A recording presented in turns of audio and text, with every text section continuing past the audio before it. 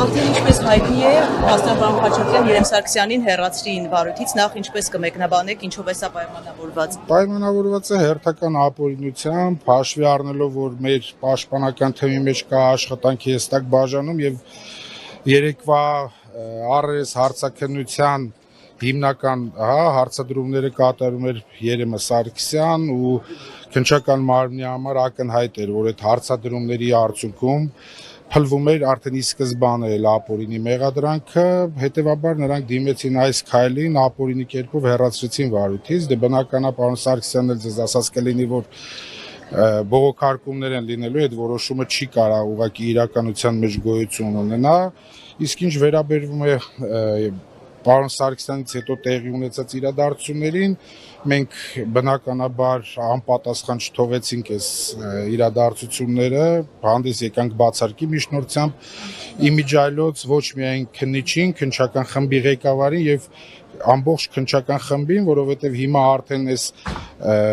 ամբողջ քննության ընթացքում տեսած տարաբնույթ ապօրինությունները միամտություն կլինի այստեղ արդարություն փնտրելը, հետեւաբար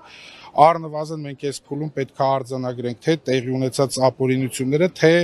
այն հանգամանքը, որ հնարավոր ու անհնար բոլոր մեթոդներով պարոն Ծառուկյանին զրկում են արդյունավետ պաշտպանության իր իրավունքից,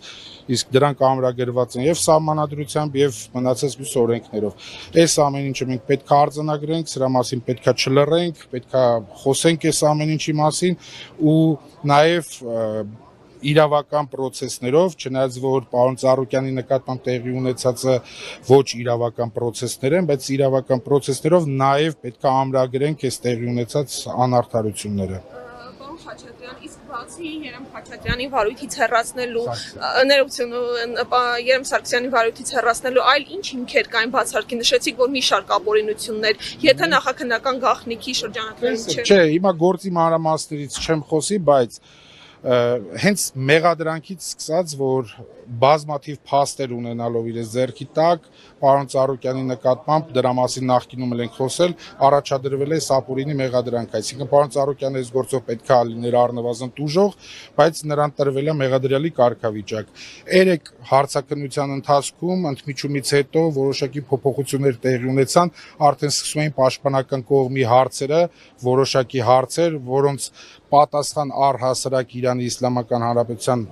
քաղաքացին պատասխաններ չուներ, այդ հարցերը հանվում էին։ Մենք դրա վերաբերյալ անընդհատ առարկություններ ներկայացրել ենք վարույթ իրականացնող մարմնին ու դրա տրամաբանական շարունակությունը, այսինքն երբ որ գիտակցեցին, որ հարցերը բազմաթիվ են եւ այդ հարցերով վեր է հանվում օբյեկտիվ իրականությունը, այսօր այս քայլին դիմեցին։ Հետևաբար այս պայմաններում այս անհավասար պայմաններում մրցակցության սկզբունքի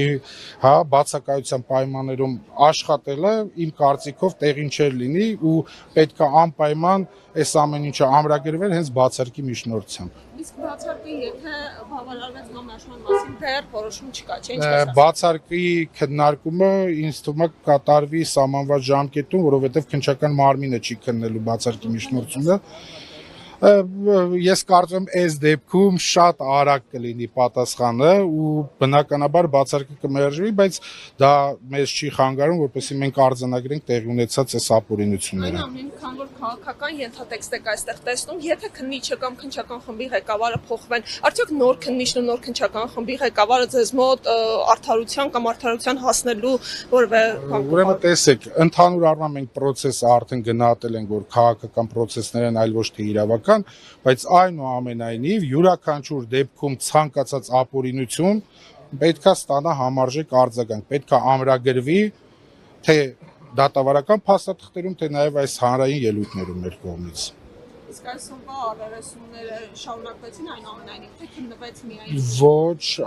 առերեսումը հենց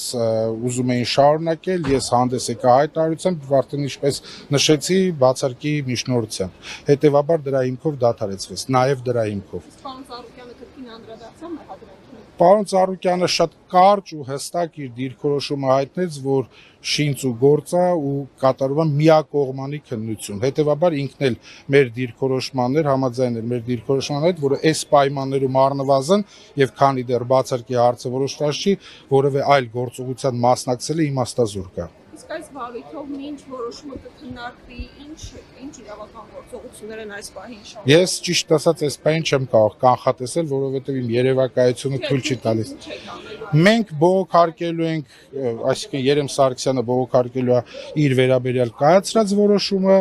մենք էլ արդեն մարտավարությունը չբացահայտելու համար չասեմ էլ ինչ գործողություններ ունենք անելու։ Շնորհակալություն։